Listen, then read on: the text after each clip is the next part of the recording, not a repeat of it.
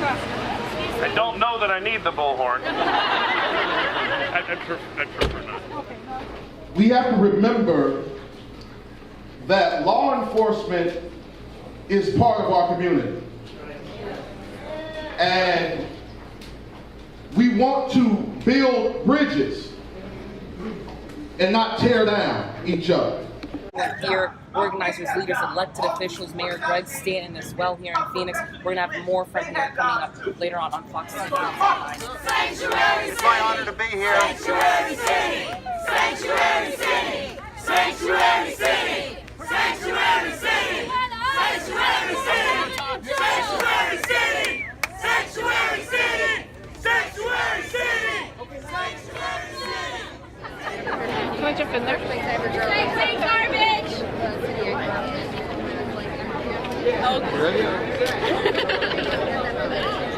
Me and Pastor Warren go way back to the River of Life. Yeah. He just gave an amazing speech. We need to tell our political leaders to get right or get out. Yeah. If we put them in there, then we should put them out.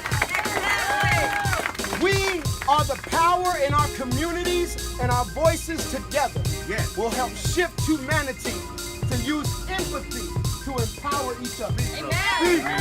So I just pray and I thank you. I thank you for coming out. Don't let this be the last thing.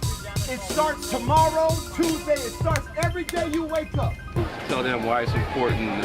Kind of reiterate the speech you just gave about the importance of all of us being here, white people as well as everyone else. Yeah. Please. So the reason why it's important is because we have a presidency that said he was going to make America great again, but it seems like it's making America hate again. And so when we stand together as voices united, especially with the crowd of white people in majority here, it brings so much more power and empathy for us to have white people take the forefront and count the costs of standing up for people of color, and count the cost of maybe losing a job for speaking out for justice issues, and count the cost of relationship, reputation being talked about, because people don't understand that prejudice and racism is a mental illness and it has plagued this country for too long. Let us also consider that the battles that we may be fighting, not only to end bigotry, racial injustice, and hatred in the United States of America, sadly we're fighting these same battles that have been fought for decades and centuries. Yesterday was a very, very sad day in the United States of America.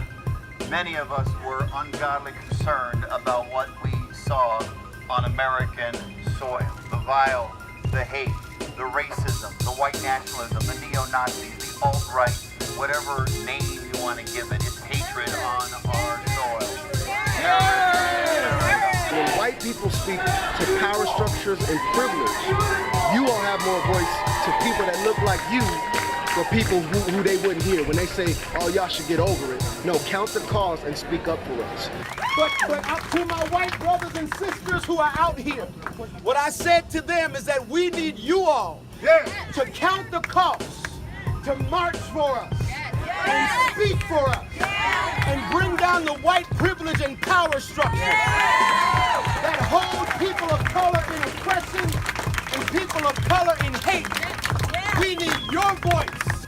We also have other work to do in our city, in our state, and our country.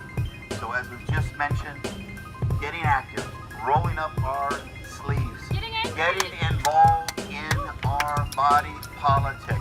Let's restore the Voting Rights Act in the United States of America. Participate in our...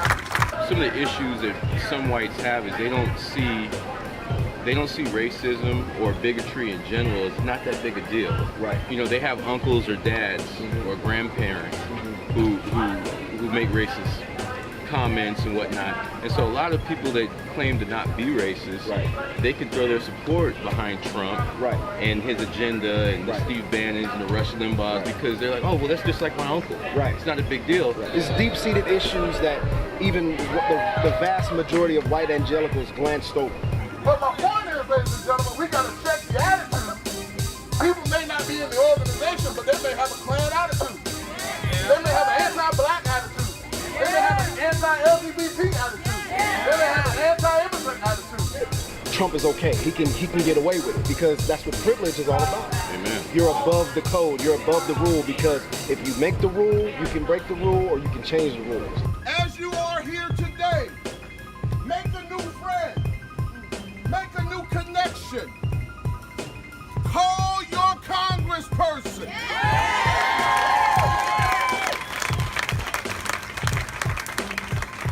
Call 1600 Pennsylvania Avenue.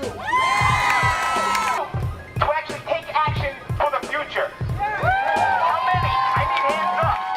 For those who have not, please look at the people who have raised their hands, and I want you right now to get their information, and I want you to sign your names, give your emails, give your phone numbers up to anybody else for those organizations. If I can get this kind of turnout for the NAACP meeting, we can increase some voter registration here. We see the visible signs in Virginia, but that wicked racism that goes unsaid and unprotested is the most violent and vicious. And so it's easy to have a tiki torch and say, oh, let's look at all their faces and mark them, but not the person who is your boss or is on a police force that have had that conversation and say, oh, that's just my uncle, that's how we do things. This is not the 60s. Right. Talk to your children, have these conversations, figure out where they are, how they're processing this. See, we didn't talk about guns in schools until Columbine. Right. Wow. Yeah. We didn't. And time after time again, we saw gun accident, incident after gun incident. This is what I leave with. This church right here, this place is always open to something like this. Please visit it. I'm not even a member. I'm not here doing any sort of marketing. This ain't the Source Awards. I'm not trying to rep CME Church. But I want to let you know that this is no small thing that they're setting themselves up for here. So come back, visit, bring other people. Let this be a whole package. Because when I was in there, when I showed up, he said, When they chant, we will not be replaced, what they're saying is they already know they're being replaced. And they're afraid of our unity. They're afraid of our solidarity. They're afraid of us loving one another. Love is just more powerful than hate, and we're united in love, and love, the Bible says love casts out all fears. We will not tolerate this. Because in the end, love wins. Love wins. In the end, love wins. In the end, love wins. So take your little Walmart tiki torches to the dumpster, because our love is a bigger flame than ever So God bless all of you. I thank you for coming out and sacrificing your time. Hey, God bless you all. Follow him on Facebook, follow him on everything. It's always spiritually motivated, but he touches on everything. Anything and everything you can talk about, he's gonna touch on it. Thank you, sir. We have to live for a source greater than ourselves. And so I'm saying to you, count the cost of losing relationships of folks that think prejudice and racism is okay. Tell them it's not. Tell them that is a mental illness. It is a sin issue. It is a stronghold in their life. And we can break this generational cycle. Don't worry what they say against us. But if God be for us, the Bible says, who can be against us? And so I see a beautiful display of God's children. I'm so thankful for my white brothers and sisters that said we value your lives even if they don't, and we stand with you. Thankful for you.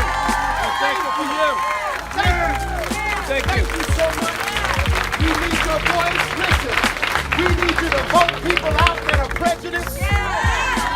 We need you to help us reorganize the school